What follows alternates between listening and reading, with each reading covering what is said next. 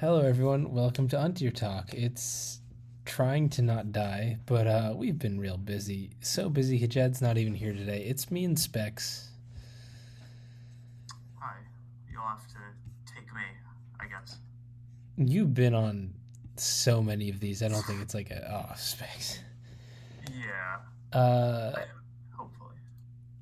but I think we're gonna jump right into it. Hopefully, nothing.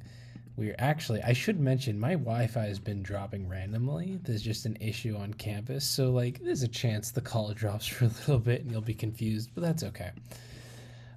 We should quickly hit.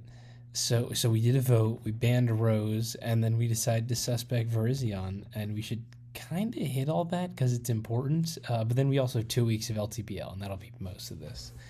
Uh, Rose, uh, it was dumb and no one liked it. Yeah, it got real stupid after the first wave of bans. At least that's how uh, I found it. I I don't know a even lot of think it was people more found it. stupid. Just more Y- chances to use it. Yeah, that's. Yeah, like it's not that nobody was saying to save Rose. Like Telenet voted to save Rose. I know that. I think everyone else was banned, and I know a couple people were talking no ban. I think like mostly people played with it in RU, or like two people, but I think it was like Expulso and Mary or some people. I don't know, but mostly this was just haha, I can spam moves and like nothing in the tier is a reasonable resist. Yeah, you know. That's not the one I wanted to spend too much time on. Verizion. So I've got Rex. You might get Rex. You don't know. Yeah, I Um, don't know if I have the time. But, do you know how you'd vote? I'm leaning ban, but the do not ban people have started. Well, not started now, but they do have some really, loud people that I've been listening to. So, Yeah, I'm gonna be honest. I started out being like, I'm probably not gonna ban this, even if we do suspect it. We're suspect. I'm probably not gonna ban. I don't know anymore. I'm still more on the do not ban side, but like the more I play with Verizion, I think there's a lot of different tools to pivot, offensively pressure, blah blah blah. That's all still there. But for me, it's more like Verizion really makes games come down to single interactions. Um, your whole game can be decided very early on by if you're going Talonflame and trying to not catch a Stone Edge, or if you're like staying in on a Stone Edge and not a Leaf Storm. You know what I mean? Like, yeah, that shit can be really decisive very early on because it's such a high risk thing to play around that even though we have all these pivots, I don't know that I like that as the I don't know. I'm not sure anymore that I really like those interactions because it's not hard to have a lot of Virizion checks, but it's kind of hard to have checks that don't die in a hit to a random coverage move or whatever, or are slower and get 2 KO'd. Like, that's why I've been using a lot of Whimsicott. It's one of the few things that, like, even Life Lore Bear Slash isn't OKOing you. Um, it lets you actually switch something in and not immediately be like, oh, something immediately dies the first time Bruce comes in if you get it wrong. You know, you've got like one shot to actually get a prediction right. That's kind of why I've liked it, and that's my biggest gripe with it. I don't know. yeah. Your point hits home about the one interaction or one or two interactions per game. I found it to be like SM Simisear in a way. Mm-hmm. Like you can have like a fire resist, okay? But no, this is about Z moves mostly. If they just have the Z Grass Knot or the Stone Edge in this case for like Talonflame, and you go to like that thing, um, it opens so much up, and it's not very, it's not very, it's not a hard mon to use in my opinion. Like you have to get a play right, but you're always in the driver's seat most of the time. Like they have to react. The risk Um, is usually much bigger for the non-Virizion user because Virizion will take some damage from like Polisand, but it really only comes in like once or twice in most games anyway. It's not a big deal to take that damage because you're mostly just looking to like pivot it in twice and grab a couple kills. Like that was the thing. Like I originally was SD sets and combine sets. They're not great but sweeping isn't its thing. It uses them like totally as a tool to break. Yeah, and it's always tough having these sorts of mons in the tier. I found we barely made it out with Semi-Seer in SM, and I'm not sure what'll happen to Frisian, but yeah. I don't know. We have we have so many checks. We have so many pivots. But the more I play with it, the more I wonder just like does that make for a good meta? Because I don't think it's unbalanced, but it's just unhealthy if on turn 3, if it leaf storms my Sandaconda or Stone Edges my Rabombi, and does that just decide the entire game? Like if I get that wrong and I just lose them on, I'm just too far back in the hole to come back. Not that it is necessarily always that bad, but that's kind of where I'm grappling with it. So a lot of things happened in PU for 2 weeks. Most of them we don't need to cover, but I do want to quickly cover the fact that we did do some black-white bans. Hell yeah.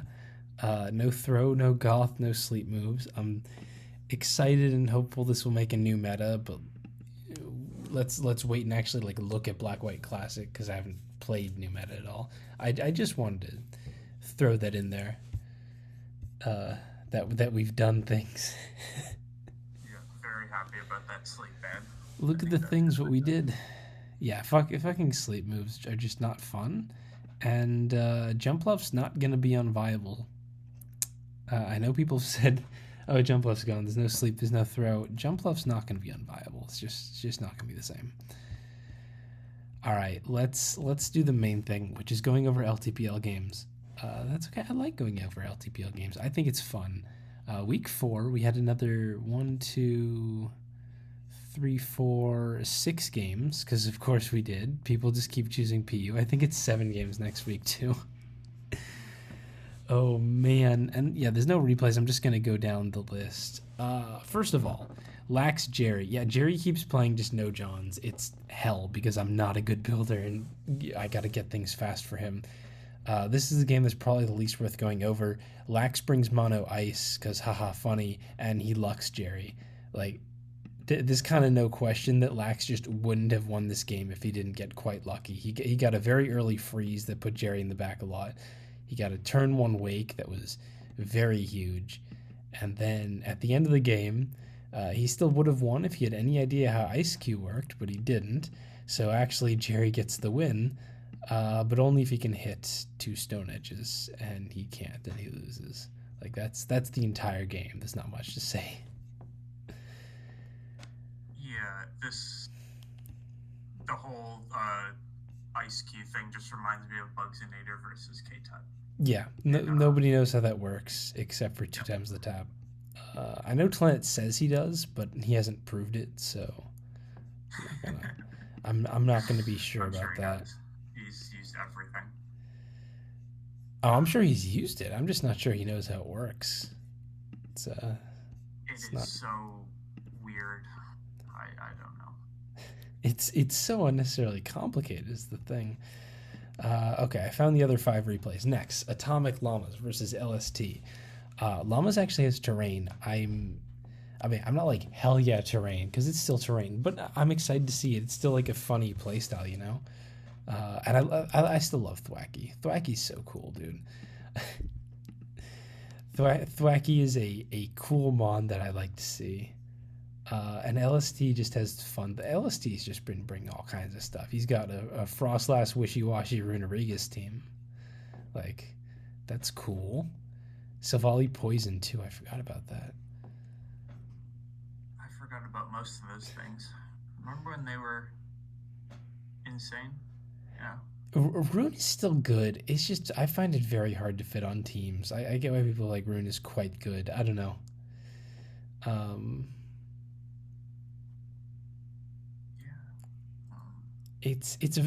don't know how to fit it. Like I get what it does, but it also gets hit by so much and loses a lot of momentum, and I just feel like it doesn't have enough moves. Um, but maybe that's just me. I've used Kofag. Kofag is pretty cool. Um, Kofag just Versus on more of a stall annoying. build though. But yeah, Kofag's annoying too, but good to use. Mhm. But yeah, this was a pretty straightforward win from LST. Llamas couldn't really get much going. Omastar didn't do anything. Hitmonlee didn't do anything. CM Zatu didn't do anything. Like, just none of his mons did anything in this game. It'd be like that. I don't know. Yeah, no real way to harden to wishy-washy. Um, Yeah, not the mon that should be such a good breaker, but he didn't have the appropriate resists. Like, Thwacky doesn't come in. Yeah, that's the trouble with terrain now, because obviously without Indeedee, you're trying to get something like Thwacky, and you need a better defensive core, which messes with your offensive core. It's a hard balance to strike, and Llamas didn't have it because Wishy-Washy just hit buttons, as would any other water type, as would, several other mons too. As did Frostlass with Triple Axle, which, God, Triple Axle's such a bad move. I hate it. yeah, I haven't been lucked by it recently, so I can't say too much, but Icicle Crash is so good, but Triple Axle does so much damage. But Icicle Crash misses too, and I hate that. But Triple Axle's that on steroids. Yeah, like you'll just do 6.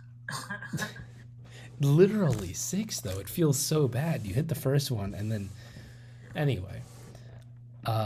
Let's do Zalmog Evigero. Eevee has a very Eevee-looking offense. Like, that feels pretty Evigero to me. It's got, like, your off-kilter, mid-speed stuff with the Centiskorch and the Magneton, and no, like, clear sweeper, and a funny rocker, not just like a basic rocker, but a Drud. And Zamog brings a Hail team, but accidentally has Refrigerate Aurorus instead of Snow Warning, and cannot set Hail for Arctivish or Alolan Sandslide. Yep. I mean, I don't know what odds Zamog had. It's mostly like most Arctivish games. Do you get a lot of predictions right? Because Eevee's got things to come into Vicious Rend and Icicle Crash, but not both. That kind of thing.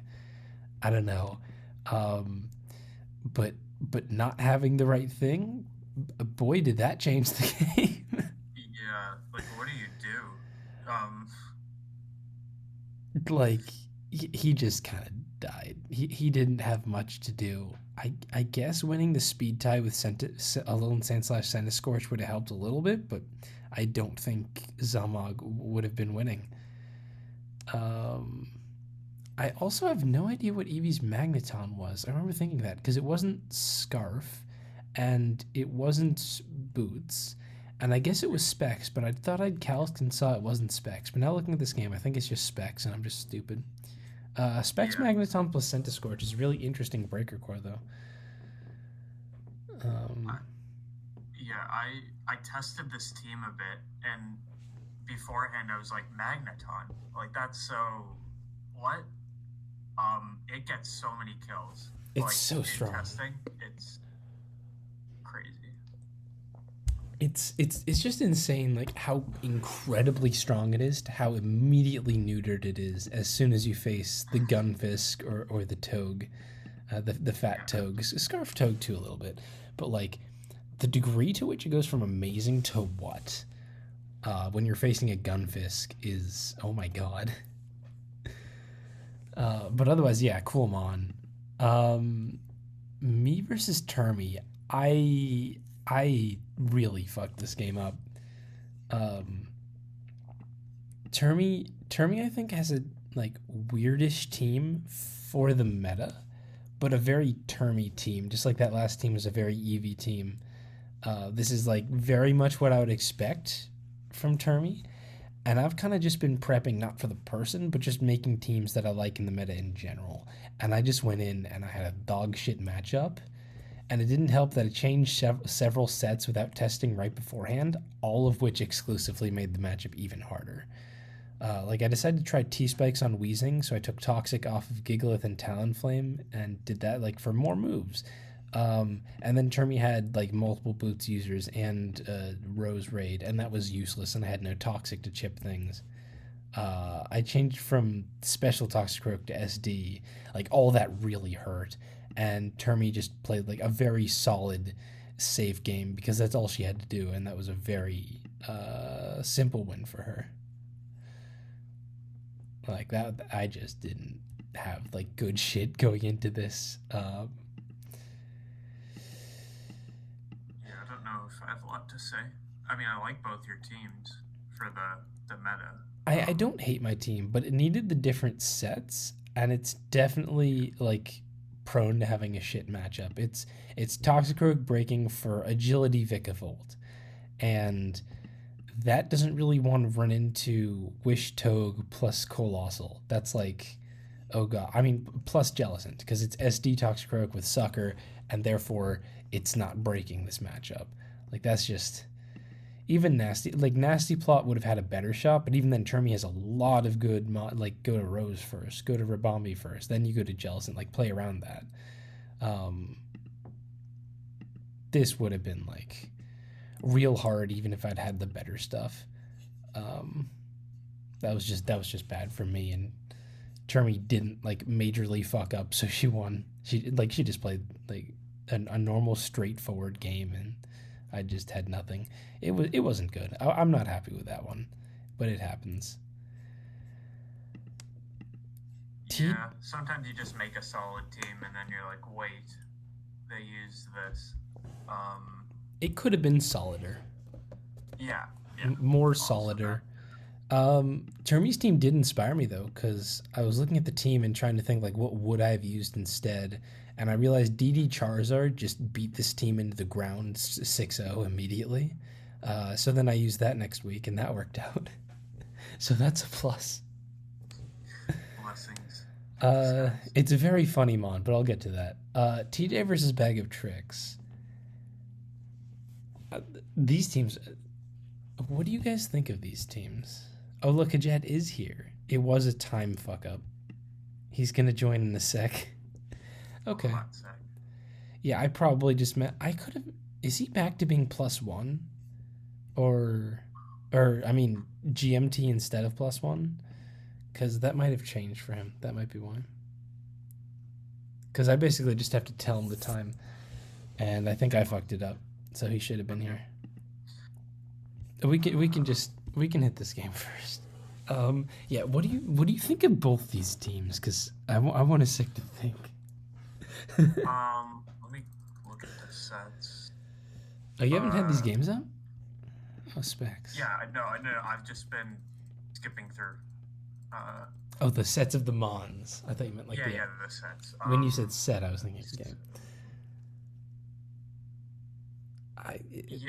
This was the okay. I mean, I don't like Trix's team in honesty, but he was very confident in it, so he brought it. Oh, I forgot you were helping I him. kind of like the style of TJ's. What's up? I just said I forgot you were helping them. Yeah, I liked TJ's. I was testing with him, but it is like different. It's not what I would. It's enough off standard to be like a different team. They both are, but I like TJ's a lot more. I like that both of his like hard defensive mons. They don't just sit there and do nothing. Like there's Yawn, there's Glare, and that's pretty key when you're using them on like Archeops, to where you're not always like losing momentum or doing nothing. So yeah, Jan Gunfisk is fun. I played him with the team I used, and then he was like, I like that offensive core, and that's why he used Toxicroak plus Vikavolt. I'm not sure if his was agility actually. It probably wasn't, but whatever. Yeah, like it's a strong offensive core. Archeops, Toxicroak, Vikavolt with some backbone. It's pretty straightforward. Trix's is a lot more is like full bulky offense. It's all fat mons. It's like a scrafty win con. It's got the Golbat, which I know Tlenet swears over, but full fat I think could definitely work in other matchups. Like you put this against what I brought, and I think you have a very good shot. Or like versus what Termy brought, for example, because I think Termy's team was a lot lighter on any breaking side. But versus TJ's heavy offense, I also think the team comes out looking a lot worse than it probably is in practice. Because it gives TJ a lot of space to start just hitting a lot of very, very offensive buttons. Say is that the team Trix brought is just a bit lack of offensive pressuring. Like you'd expect there to be some sort of banded breaker, especially in a meta where hazards don't really matter as much as they used to. You'd want something with a bit more power. Like it feels like he was preparing for the wrong type of offense, if that makes any sense. But TJ's team, in contrast, has just got loads of offensive pressure, like Vikavolt, Archeops, like those are some powerful things. So he's never going to be on the back foot. It's always going to be pressuring, trying to pick apart calls. But yeah. Hello, HJAD. Why are you clicking so much? I'm not clicking anything. Oh, that's coming from your mic then. Okay, let me mute out and try and fix that. It didn't come then. I don't know. That was weird. I definitely heard a clicking. Did you hear it clicking? Specs? Just a bit, yeah. Yeah, I don't know. Doesn't matter.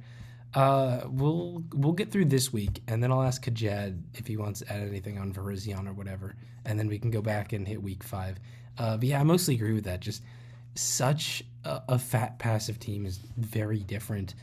Even the Yuxi, I really thought it was going to be like a calm mind fat Yuxi to mess with, like, haha, it's annoying to hit this, you know?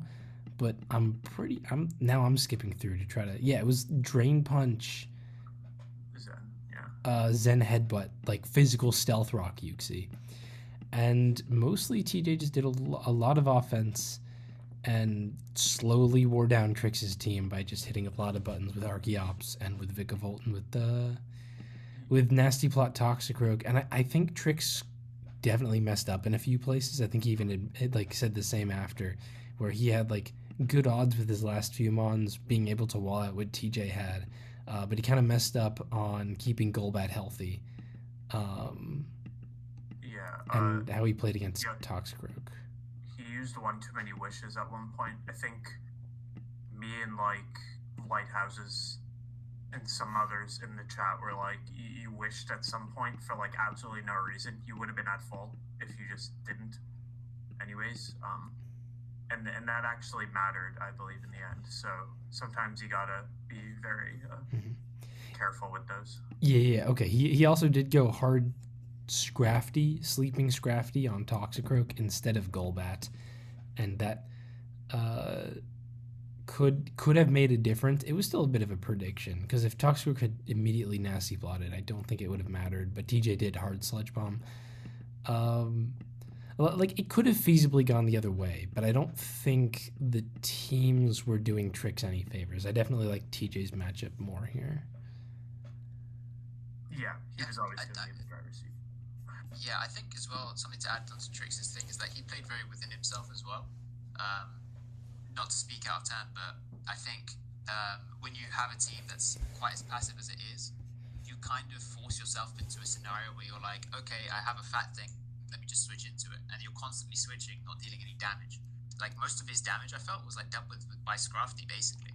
And that should be your win con, not your main source of damage. So, it was just I think he set himself up for failure with the team, but TJ had to play well to still win the game. For sure. Did I fix the clicking, by the way, or is it still there? Nope, it's gone. Yeah, it's gone. Cool. Chloe Kink, that's the last one of this week. I don't actually remember that much about it, aside from this is the most standard thing Kink has used, and it's still pretty weird. You'd still think, Kink, don't you want to switch into, like, anything aside from just having a Drud? Nope, I guess not.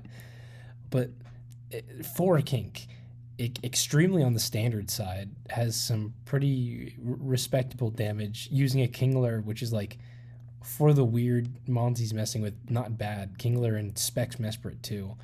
I think Chloe had a pretty solid matchup here though.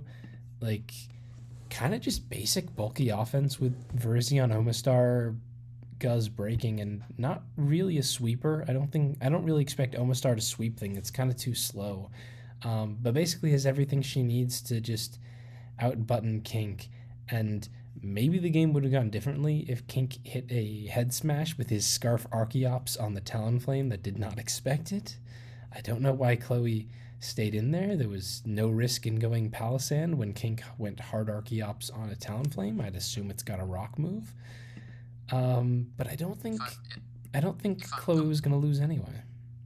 Yeah, I think if I'm not mistaken, Chloe's thought process was if he hard hair smashes or stone edges or whatever, right?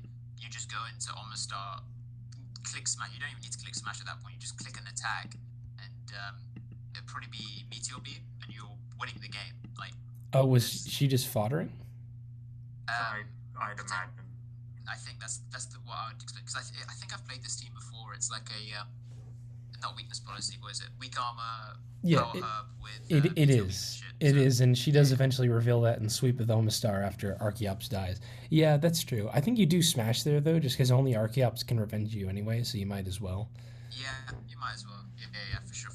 And but yeah, like you could play very safely with that thing. Omastar was winning turn 1 if he got a shell smash off, pretty much. So I'm pretty sure she was just. It needed to smash in weak armor or something. Archeops could kill Scarf Archeops could kill it at -1 defense. Scarf Archeops, yeah, but Scarf Archeops isn't like good. It's not intuitive. Yeah, it's not intuitive to think about turn 1. He's probably thinking boots or whatever.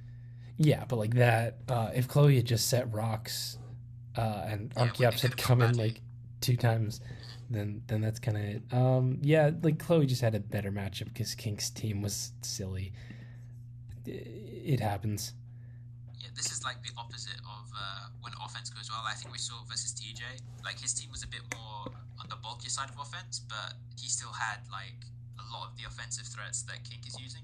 Whereas I feel like with Kink, he just full out went for it. He was like, okay, 6 offensive things, and if Chloe brings a fat team, I'm gonna just double all over the place. But unfortunately, or fortunately for Chloe, it did go that way.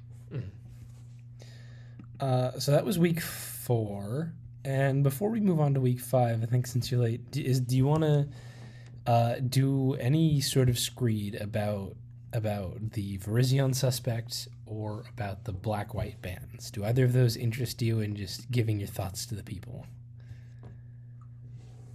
Virizion is quite underrated as a threat at the moment. To be honest, what changed my mind is that, or previously I didn't think it was that much of a big deal, but what changed my mind is that offense really, really struggles to deal with it, like a lot more than I thought initially, partly because of its bulk and partly because of its speed and coverage. So if I was to go for suspect test Rex, I would vote ban, marginally, albeit, but I would still vote ban. But not really much to add on there. Like the underrated aspect is probably offense. It's matchup versus offense. That's the thing that I'd emphasize. On top of obviously it's good at matchup versus bans. I don't really have much to say about that. In terms of black-white, I honestly haven't played the meta, so I can't really comment on that. Yeah, no one's played new meta. Like Darkfire, I think, and that's it. Was it Darkfire? Yeah, there's one person who said they played new meta. That was it. What was the bans again in black-white? Sleep moves, Shadow Tag, and Throw. Okay, yeah. So, I mean, with Throw gone, you can assume that balance is pretty like shoddy, because Throw was like the main just meta check that you could just throw on. Behem is obviously going to still be incredible. It's just going to be a question of really how do you want to get past hazards in this meta. It's still going to be that's going to be the make or break of most teams. I don't think it's going to change that much then. Yep, I agree there. Okay, well, I guess week 5 then, which let me just double check. 7 games. Oh my god. 1, 2, 3, 4, 5, 6, 7 games. Jesus, they just keep choosing PU. This 4 matchups a week, and we've never had less than 6 games. Just goddamn. First game of the week, again, Lax versus Telenet. Again, Lax brings monotype, as Telenet brings one of those Telenet teams. A weird off-kilter fat team with mons that you don't see too much of. Last time Lax brought monotype and just hacks his way out of a strong loss. This time, though, Telenet just kind of fucked up. I definitely think he could have won this. He just didn't play great and died. I don't know. Yeah, I look at the game and I think of all monotypes, I think Lax brought a pretty good one. In comparison to the other really bad ones he could have brought, this is like probably one of the ones that I would pick. But that being said, I think after Telenet gets up like T-spikes, he's not in a bad spot for the rest of this match. Like, all he needs to do is just sort of keep Golbat around and in his in the game. He's good. Like, he doesn't really need to worry about things. But I think he didn't use it correctly, if I recall correctly. But I'm skipping ahead. But yeah, that was my main analysis from like turn 1. Like, if you got T-spikes up, Golbat wins. You just need to keep it alive. Pretty much, yeah. And I mean, Golbat does put in a lot of work during this game, but like everything else kind of gets mishandled and goes too fast for that to be enough. Togue dies very early. Defensive Wish Toxic Togue, pretty good to have against a mono grass team. I'm also just like skipping through because it's not a short game, but I think Telenet just doesn't really get a lot of things right. Yeah, audible clicking continues. But this time it's me. Like, the problem is, he has some options in that Serena Togedemaru sequence, but he doesn't want the Golbat to ever get knocked. Kofag is asleep at the time at 53. Like, he's kind of, what is he gonna do against it, you know? And yeah, that was a big problem. Yeah, personally as well, I think the best Golbat set is the taunt set, and I don't think you needed to have both double spin plus defog on the same team, which doesn't really care for hazards. Well, I mean, it does care for hazards, but you can build it in such a way where you don't really need to care about it. Like, you can run boots on basically everything apart from Golbat, essentially. So yeah, I don't necessarily agree with the non-taunt. And obviously if you had taunt, you would just literally win turn 1. But it doesn't go like that, I guess. Yeah, the things just died kind of fast, and there was no breaking to be had because Telenet's team doesn't really do offense. It's like Trix's team. There's pretty much no breaking to be had. Sareen is not that weak, but it's not like a breaker. There's just Iron Defense Kofag as a late win con. Yeah, he's basically begging T-Spikes to have a good matchup, and if it doesn't, he's fucked. And he had a decent matchup with T-Spikes, but still got fucked. So. Yeah, and I mean, we'll revisit this team later. Actually, he brings it he's already brought it this week where it won, and I think that was more to Jerry not playing that great than matchup, but it kind of needed to have a very different matchup where the opponent is breaker reliant and the breakers aren't working, as opposed to Lax's team that is more willing to slow play. Yeah. Do you really like Lax's team, to be fair to him? I really like this monograss team. I think it's about the best monograss could be. I can't imagine what else monograss would do to improve. Yeah, pretty much. Maybe you'd go for a more strong fighting resist core, but I don't really care for that either, to be honest. I think it's fine. Let's see. I've got all the replays up. I should say there's only 6 games because one of them was Eternal Spirit versus someone, and that obviously didn't get played. Yeah, Eternal Spirit versus Kushalos, and the week was already over, and neither of them wanted to play PU. So only 6 games this week again. The next one being Lopunny Kicks versus Expulso. They've both got pretty different things. Expulso is messing around with, the whole team. Like, Wishy, Aggron, Jolteon, Gorgeist. That's something. And Kix has a Clefairy, which on its own is pretty funny. I think Clef is funny anyway. I don't know. I'm a big advocate for Clef, but I haven't made it work, so I can't really say that it's good. So, yeah. I don't know. All it's really got on Aromatisse is Magic Guard. I don't think Rocks is even a good niche at this point. I guess Teleport. I forgot about Teleport. It's a weird one, and this is a weird game.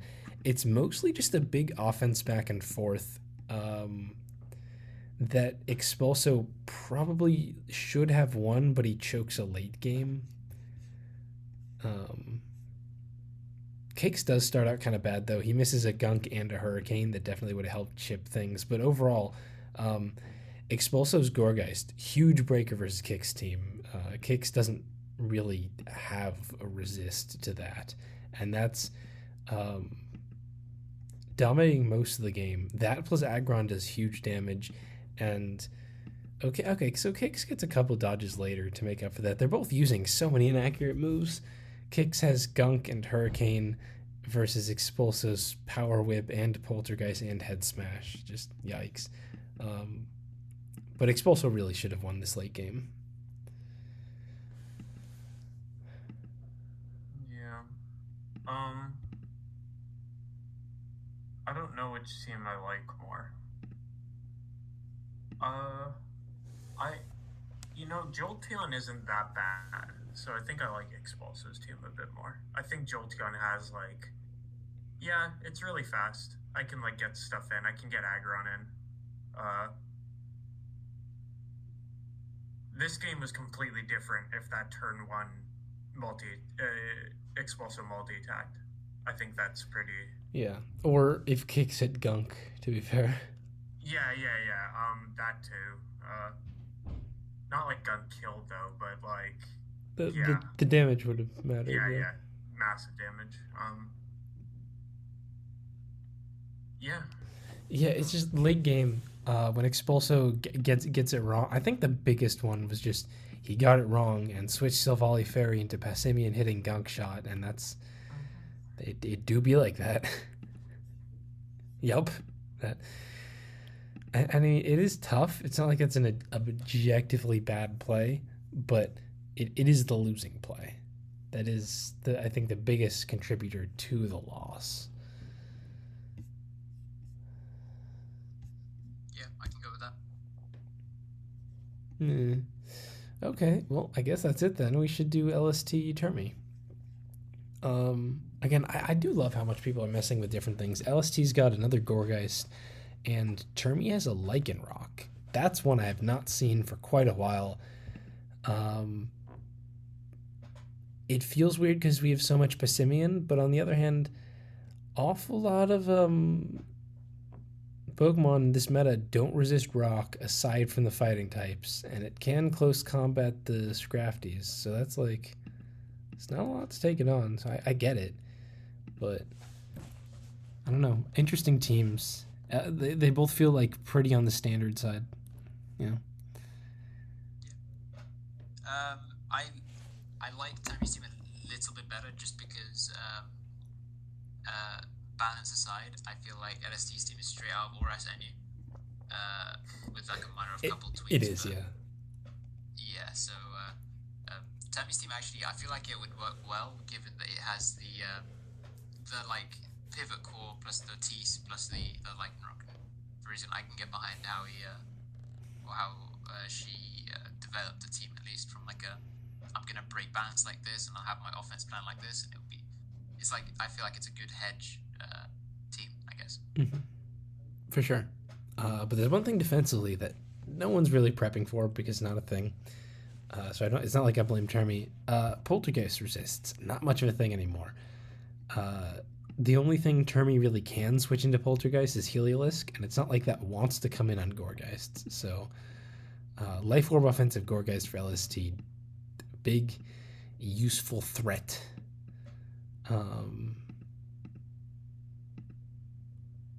Also has a Meteor Beam Archeops. I totally forgot about that. I still don't. Not a fan of the Power Herb Meteor Beam Archeops. Gonna be honest, guys. For you one day. I don't know about it either, to be honest. I don't think like it's worth sacrificing the power of boots just for Meteor Beam. Mm-hmm. I mean, that's just me. Yeah, I don't get it. But you've got a good little offense back and forth. LST is doing most of the damage with Goregeist. Termi's getting random chip damage, and Psychic Fangsing the Pessimian with the Lichen Rock on the switch was like kind of Termi's biggest potential lifeline. But this is mostly just decided by the fact that LST cannot break physically defensive Aromatisse. Archeops doesn't do it. Goregeist doesn't do it. Those are your breakers. Yeah, I love the idea of Wish, Heal Bell, Aromatisse plus Lycanroc, just to stick it to the Talonflames that really wanted to come in on you and like defog and roost and stuff like that. I think that was super cool. And Lycanroc, while it's not like great, it's very scary, like always. It could have a coverage move for like Palossand and all that. It's pretty cool. Yeah, I mean, there's a lot of speed creep in this meta, and it's what, 112? So it's still slower than Whimsicott, but Heliolisk, Archeops, that kind of stuff. It's part of that unpredictable aspect of the meta. It's like, well, your team probably didn't have this in mind, but you have a counterplay for it, so it's asking the correct questions. Mm-hmm. Yeah, but Aromatisse, I think, was really just the carry of this game. Absolutely, yeah. It's just hard. Those kinds of things just slip through the cracks because it's a pretty unique mon. Yep. Oh man, Kink TJ. Kink goes back to a much weirder team, and that's the thing about Kink. He shouldn't be doing terribly in these tours, but he's got a pretty solid record between this and Snake, and it's mostly just down to getting pretty lucky. He wouldn't be like 0-13 or whatever, but he would be like even, and this is just yet another game that he kind of just robs. He's got a big silly team. He's got a trick Sticky Bar Brodom. He's got an Articuno. He's got like no resists to anything. It's just fucking weird. And so forgive me for 1 second, right? I know I've been out of the meta for like a week or two, right? But I swear when I left, Sticky Bar Brodom was not a thing. No, Is it a thing? it's not. I do kind of get it. It seems pretty Is funny. it just a boots like a boots annoying thing? You know what I mean? Mm-hmm. Yeah, Okay, that's pretty much okay, what I it'd guess be. that makes sense. Yeah, it's almost like Scarf Trick Yuxi. You remember from like older metas where you had no intention of using the scarf, but you had scarf on it anyway. Exactly. Yeah. Okay, that makes sense. I guess. This game is weird. It basically comes down to TJ dodges a wisp with Sneasel and then misses all his moves with it anyway to like even that out, which I thought was really funny. But it mostly comes down to late game. Kink's team doesn't like work defensively in any meaningful sense. It has no water resist. TJ has Tailwind Whimsicott plus Kingler. That should just clean. That should just win. But TJ pretty much waits the last possible moment to set it up and then tailwinds as Kink min rolls a hex and like does 35 to a 37% Whimsicott, so it lives on 2%, and because it didn't die on that turn, which it should have, and Kink was not prepared for tailwind, and I don't know, that's a hard one to play safe. I don't really blame him. You're not thinking about that, but like he fucked up. Min rolls the Whimsicott, and now Kingler cannot win because it has one less turn of Tailwind. And that was the game. The key thing is just you didn't get too much value out of your Sneasel of your TJ, to be honest. Like, you got the one revenge kill off on the Silvally, but like the rest of the game was just you sacking Pokemon, trying to like force as many switches as possible to put in like Kingler range, and then you just didn't get the third kill or whatever that would allow you to win the game. It's unfortunate, to be honest. Like, you would have won the game if you got a decent roll, or if King got a decent roll. So I don't know how much of that you can put on TJ. I mean, to be honest, I don't even think it's completely unreasonable for somebody to suggest that he set up like his Kingler like mid game and then use the rest of his Pokemon to clean up. Like, that makes more sense to me. I don't disagree. I don't know that it was the best played game. Magmortar goes down very early, not doing as much damage as he would have liked, because Kink also doesn't really have a fire resist outside of his own Magmortar. Obviously, the fact that Kink dodges Fire Blast turn 1 when he's no Magmortar switching and gets a free Trick Sticky Barb, massive. Kink should have been way down from turn 1, and he just wasn't, and that was very stupid. But still would have worked out, and I do feel for TJ, because we're actually going to see another game where you have someone play a very bad early game thinking that, oh, it's all right, I've got my speed boosting win con in the back, it'll all work out, and it narrowly goes the other way. But that doesn't change the fact that, like, I at least understand the mentality of, if you have this thing that should be the win con, then you maybe play it a little too safe. You don't want to be too aggressive because you feel like you've got it in the back and you don't want to throw it before it's too late, or throw it early before your thing does its job.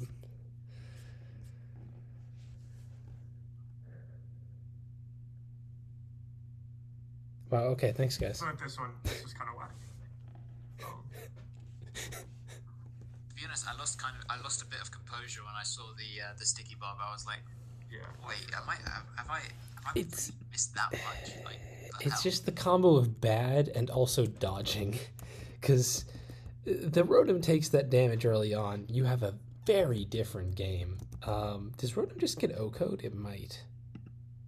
It's a 37.5% chance to OHKO, so probably not, especially with miss odds. But, like, that's not the same game, and that's just silly. It's just very silly. I don't argue with that. But you want silly. Let's get to the last two games of the week, because they're both my team's games, and I know these ones, and they're very silly. Jerry versus Bag of Tricks. Oh boy, these teams. Is there an AV Rampardos? There is not an AV Rampardos. I'm disappointed. Oh my god, there's a Ditto instead. There's Okay, a Ditto. Yeah. Wait, there's a Boltund? Yeah, so Bag of Tricks this thing. has like, it looks pretty normal, and then there's just a Boltund on the end instead of like any other Fastmon, and like, I kind of get it. Boltund has the moves to hit things. It's got the speed. It's not that weak. You really just got to figure out how to deal with like all the things that just wall it. And Jerry doesn't really have those. There's just a Drudagon that dies pretty fast. So like, I get it. It's still weird.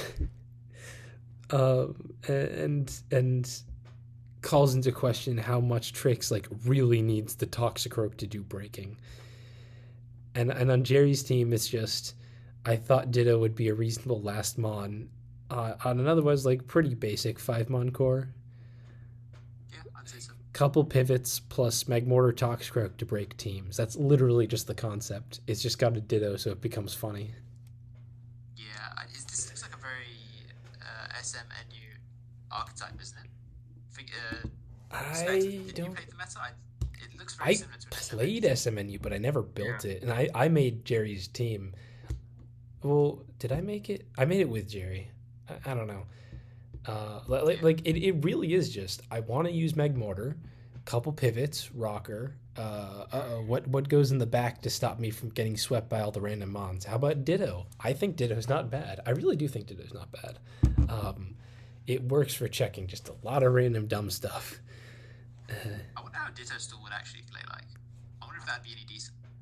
I don't know that you need it on stall. I think Ditto balances, like, it actually can come in on things. It's funny. I think Ditto's funny and worth messing with. It makes games more fun. But getting into this game, Jerry gets the early turns very, very right. Magmortar, big threat. You mess up versus it, you're going to take a lot of damage, and Trix does just that. McMortar puts in a lot of work early on, um, and then gets Toxicroak in, and not Oko's, kills Trix's Mesprit as he's trying to get it wished up. Jerry has a huge advantage, um, keeps it for a lot of the game, and then slowly starts playing too safe and messing up. Not huge things, but like little niggles that could have gone better that he's just, yeah, like he EQs into Whimsicott twice with Drudagon, that sort of thing. Like very safe, not going to make prediction stuff that slowly brings Trix back. Gets thrown into the abyss really quickly after, like, Jerry gets a good lead and then just it goes into the abyss and then it's like a 50-50 again. You're like, whoa, how did this happen? Yeah, and it comes back, and then Jerry gets to the point where Togue U-turns on Galarian Stunfisk, and you can go Toxicroak to weaken it. You can go Whimsicott. I don't know why you'd do that, or you can go Ditto to weaken it. And I really think he should have gone Ditto. I think Ditto would have made Jerry still winning pretty solidly at this point. You need damage on Galarian Stunfisk, enough for Toxicroak to kill it, enough for Whimsicott to kill it, whatever. Ditto can do that. The only thing Trix can go to is a weakened Vaporeon that'll let Toxicroak in, and you need Vaporeon healthy, so you got to fully wish. And now Toxicroak's in. I think Jerry's still much better there. But he instead goes Toxicroak and sacks it to weaken Stunfisk. And I think that was a huge choke. I think that's more than like the playing safe where Jerry goes wrong. Am I seeing this wrong? Didn't Trix completely misplay the end game though? He could have just. Okay, let me. Yeah. Well, yes and no. Why did he hard Vaporeon on Whimsicott? So Trix does not play the most optimal end game. Yeah. Neither does Jerry. He gets some predictions wrong, but at the very end, it's like this weird. They both got very few Mons left, and Jerry's Ditto is close to winning, but it's a weird, tough scenario. And Trix, I think, had a better solution. You have to decide what Mon you want to sack, and what you want to kill Whimsicott with, and then you have to kill Whimsicott with Toxicroak. Sorry. The question is, what Mon do you sack so that Jerry goes Ditto? When Jerry goes Ditto, like what is he going to be able to click? And Trix sacks Vaporeon to go Toxicroak. Also consider this: when Ditto comes in, it only has 5 PP and a Trace Scarf, so Vaporeon is a reasonable check to a Ditto Toxicroak, if that makes sense. Yeah, I like. So is it Gaia for rocks or something? Like I no, don't think so it does. Trix, the Jerry's Ditto roll on Toxicroak, right? The Drain Punch that crits and does 29 and kills. It is a extremely low roll for Jerry to kill. It might not have even been a roll. He might have just needed a crit or to dodge the subsequent gunk from Trix. No, I think Drain would have killed. So yeah, let me double check, but I'm pretty sure what it was that's like, yeah, Toxicroak's Drain does 24 to 29. Extremely low roll, 29.3. Very little chance. That being said, Jerry doesn't even need the roll. He gets the crit and wins. And I think like you guys said, there was a more accurate way to play it so that that's not even an option. But Trix doesn't, I wouldn't say like he completely throws. That's still a very good win shot. I'm not sure though, what the downside is to just, you sacked the wrong Mon, possibly. Yeah, I mean, I get wanting to not allow gunk shot, but I think you have better odds with Vaporeon. Like, I think mathematically you do because of the mischance. That just, that felt tunnel visioned a bit. Yeah, and it is kind of very much a, probably shouldn't have actually gotten to this position. Like, after Jerry messed up, he was winning, and then Trix sees Jerry gunk into his Toxicroak, and then stays in for a second gunk. instead of going hard Stunfisk, trying to predict Jerry going Whimsicott, I'm assuming, because he gunks. And I get it. Don't know that was right. That's tough, though. Like, it doesn't make no sense either. But I think Healthy Toxicroak is a slightly better play. Like, maybe.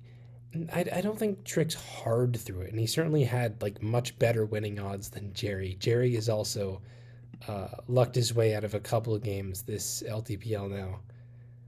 But, yeah, this was awkward. I don't think anything Trix did was as hard of a throw as Jerry using Toxicroak to weaken Trix's Stunfisk instead of Ditto. That was the one play I remembered that, like, I wanted to talk about that. I went over the game. I was like, this is the thing. This is what Jerry should have done. Yeah, it's awkward. Yeah, it just caught me off guard. Sorry, I had to get some clarification on that. No, for sure. Talked about it in a while on Discord afterwards, in the PU Discord. Yeah. But we've got another stupid game to get to. Evigaro versus me. Evie also brings a Boltund. This was their thing this week, I guess. Yeah, Evie's team is very basic. 3 pivots, Boltund, Virizion, and a Dredagon for the rocks and the chip. That's basically it. I have got the form and function of this team is basically sack everything to weaken like 1.5 things just so that DD Charizard can win. Like I said, when I see the thing that I notice when I'm playing Termy is that like all of the Scarfers now are just Passimian and Togue. There's pretty much nothing else people are using. Not nothing, but you know, the Dittos are rare and whatever. DD Charizard beats those after 1 DD and is not that strong, but it's strong enough that it doesn't really matter. Like, +1 Flare Blitzes don't have to be that strong if you outspeed the entire team and there's not many fire resists. So pretty much all this team does is weaken things to win. And I have an ideal matchup for Evigaro.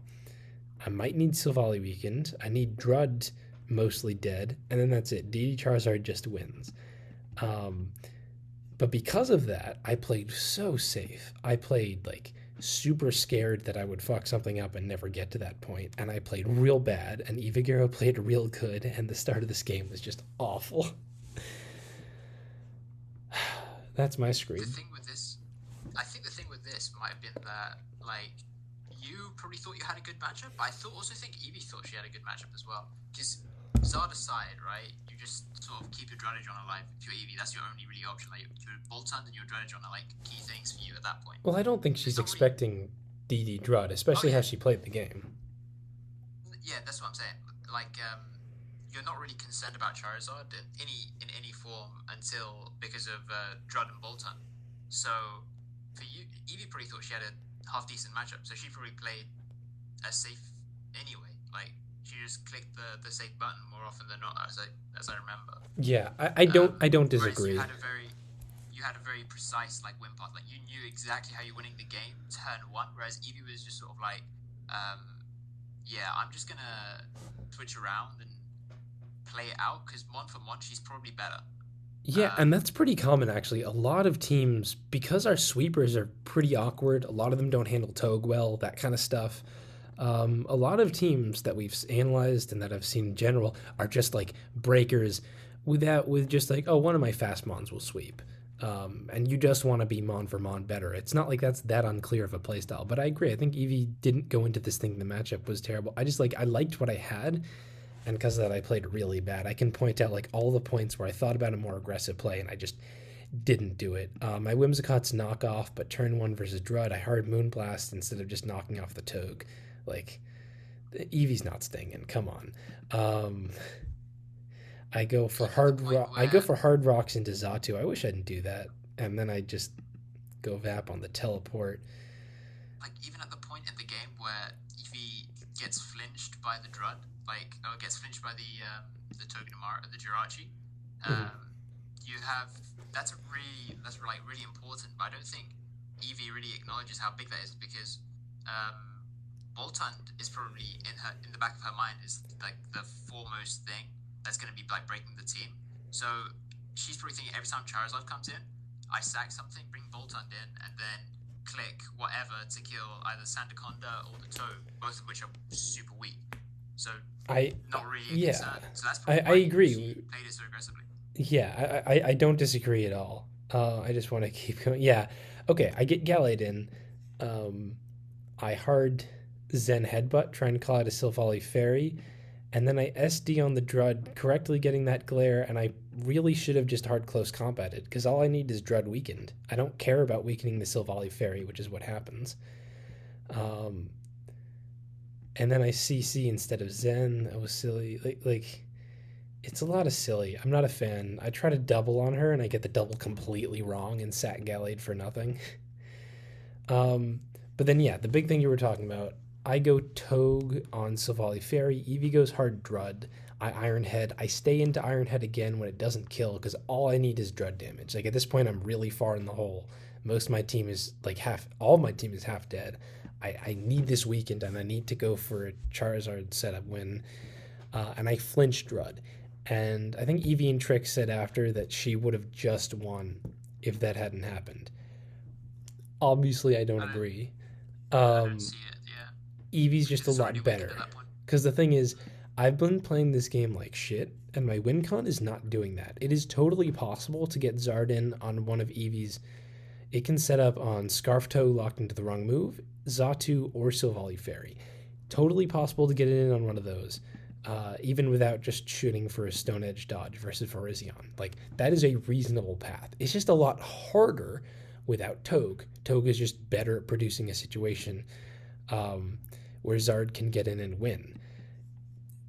And that's what I get. Basically, I have an easier time not needing to play better. That's what that grants me. I still don't play it great. I get Sandaconda and I don't hard glare. Like, you gotta glare there. It's not good. And then I go Togue on Virizion, and that was actually really tough. If I had U-turned, I could have gone hard Zard and won, but that was actually a really tough call for me to make. I really thought Eevee might stay in, so do hard Iron Head. That's a hard play, especially when you're thinking from the perspective that Eevee is probably like wondering why I'm keeping this Zard for so long. She's probably clocking onto the fact that it might be Flame Charge or DD or whatever, right? So yeah. You're probably thinking that. Yeah. It's probably making you like nervous as well, isn't it? This whole game, this whole end game, all I'm thinking is how exactly do I play Eevee's psychology to let her get me a Zard setup? Because that's really all I can do is bank on that, or at least to be able to dodge Stone Edge.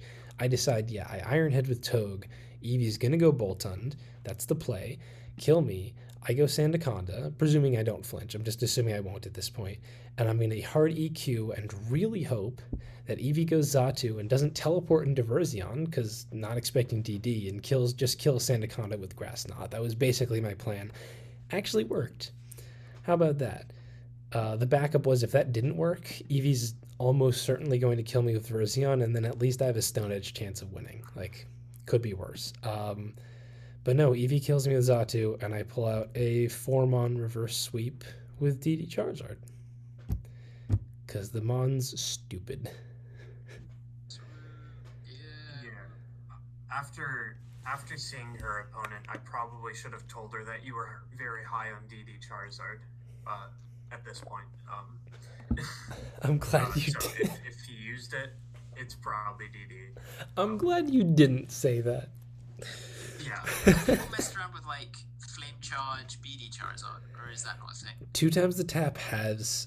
I don't know how he feels about it. I have no idea. Oh no, he messed around with Sub-Salic BD, which I think sounds better on paper. Okay, yeah, interesting. Because I was thinking from like a GSC perspective, you know how like Snorlax functioned, where you just sort of like BD'd and then rested or whatever. You do sort of the same thing. You just BD with heavy dew boots and then just roost up if you don't need it. But it seems a bit more. It seems a bit more less practical than that set, particularly. Yeah, it doesn't seem great. Gonna be honest. Especially in an offense meta as well. It sucks. Yeah. So that's it for that week. We do have a new week with some matchups we can briefly cover. I totally forgot to pull it up. I'll be there in just a sec. Unofficial team tournaments. Low tier Premier League, week 6. Yeah, there's still like 6 games. I'm going to be playing LST tomorrow, I think. That's going to be fun. Tlin had already beat Jerry with the same team he brought this week, like we said. Team TJ versus Termi and Kushlos versus Lax. If all those games happen, definitely extreme hype right there. HS versus Mincemeat and Chloe versus Bag of Tricks. A couple of weird games. Double PU in a case where neither team has like great PU support. Just, I don't know, weird games.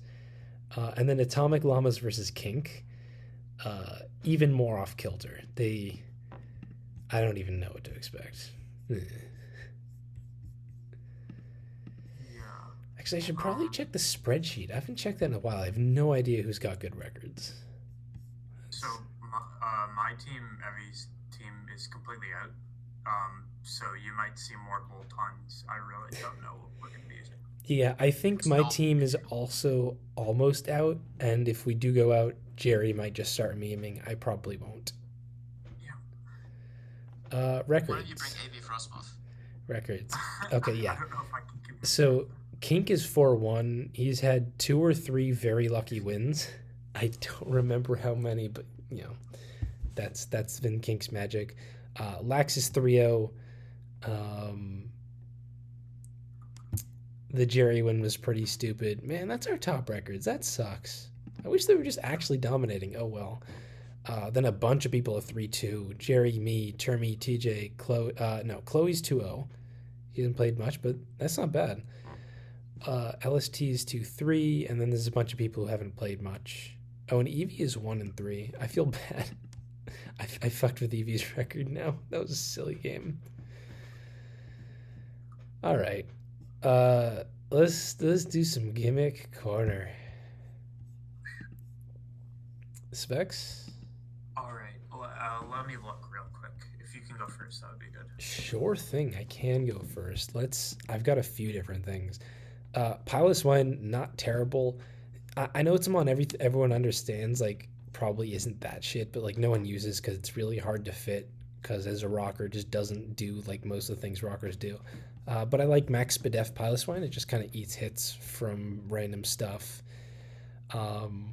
Specs, a little Anegi, very underrated, is like, oh, that's just a stupid breaker. I recommend using Sludge Bomb on it instead of double Grass Stab because that can often be your best move to hit versus teams with T-Flame plus Silvally Fairy or Whimsicott or something. Just a bit better neutral coverage. I should briefly mention Agility Vikavolt. That was from like 2 weeks ago, which means it was Rose meta. Jesus. Really actually solid sweeper. Like DD Charizard messes with the Scarfers, and that's what you want. Doesn't, like, Passimian and Toad can't immediately kill it, and it outspeeds pretty much everything after an agility. Also DD Charizard, basically sweepers that beat the Scarfers are really nice. That's just about everything I want to share, because I do have to actually play a game tomorrow, and LST, I think, still listens to this. A lot of fun stuff. Hi, LST. Please lose. I look forward to this part just to listen to me. Hi, how are you doing? Yeah, okay, cool. Specs? I can go now. Okay. So Ladder has taught me that Cincino is not the worst thing in the world. I think that Guy's busted, is he not? guy's busted. I mean, I don't see it in high level games. It really is not bad. I actually faced someone suspect Ladder too. Yeah, Ladder is very high on that mon, and be a good person and don't use the King's Rock set. Just like use Band or like something. Don't flinch people, you know. Oh, definitely. If you're using a set, definitely use the King's Rock set with like Glass, Anaconda, and Togue and all that shit. Like, you'll win games that way. You probably need it as well if you're listening to this podcast. Yeah, it does 30 to 35 to Regirock. Max. With Bullet Seed. Yeah, I was just saying I won a ladder game because Cinchino could only do 33 to my 37% Regirock and gets O-code. That was funny, but it really is not bad. It's doing its best. Yeah, I think maybe we can see it a bit more. And then any other like underrated things? Maybe like Bolt Hunt. It went 0-2. If it won a game, maybe I would have mentioned it. Those are stupid games. That's not Bolt Hunt's fault. Yeah, Bolton's a good boy. I don't know, maybe like Malamar as like an anti-ladder tech. Webs is absolutely everywhere at the moment, so if you're going for Rex. I didn't face much webs, really? That's crazy. I played Are we talking like Scarf Malamar, or are we talking like No, just like Spadef set? Yeah, well, I mean, it can be like anything. I played like 40 games and I saw like no webs. That's crazy. Literally every other game is Galvantula webs plus random 5. I remember maybe like one webs versus Billy Nelson. I think that was literally it. I don't know. That's crazy. Also, he's back. Great. Yeah. But yeah, Malamar, just any anti-web tags if you guys are going for Rex, unless you're MZ and you get lucky. Nah, that would have been fine. God, it's frustrating. HJAD, I know you've been super busy and not really played like at all in the last couple weeks, and you're not getting Rex and all that, but surely you have some actual legitimate wisdom to bless us with, slightly more on the trodden path than Navy Frostmoth. Well, I mean, Navy Frostmoth is the trodden path, to be fair. I mean, like, it's a legitimate switch into Charizard, assuming it's not physical, of course, but you can switch it into things, for sure. Besides that, though, because that is the best monocle time, we have stuff like, honestly, I wanted to fuck with more stuff like, not Amy Gigalith, Banded Gigalith, that's what it is. Basically, the set that I was toying with in the builder before I took a hiatus was like Aromatisse or like Clefairy that would like pivot into the Gigalith either with Wish and like Heal Bell or with Teleport, obviously. So like you get in on the Talonflame, and Talonflame is not staying in on Gigalith, so you have a free choice between like 135 stab edge or like superpower or like earthquake or basically whatever coverage you're on. Heavy slam if you're into that stuff. So it actually deals a butt ton of damage, and I feel like dealing a butt ton of damage is kind of underrated. Plus you set up Sans, so you're still bulky on that special side. You're probably going max HP, max attack, so yeah, that thing is actually legitimately good. I would recommend because damage. We like damage. It honestly sounds pretty good. I could fuck with that, yeah. Not even gonna lie. Yeah. There's a lot of this meta is like find the thing that people aren't thinking about, which isn't even to say that our standard stuff isn't good or anything. I just think that's really effective right now because it's not even necessarily it's hard to cover everything. It's just the unexplored stuff really, I don't know. It's not like past metas where stuff is so standard that you just want to mess with people's minds. It's just like the unexplored stuff is just good. Yeah, it is. Yeah. There's probably some crazy calc I can pull up with Sandaconda. I remember doing something about it, but honestly, I can't remember it. It was too long ago. That's okay.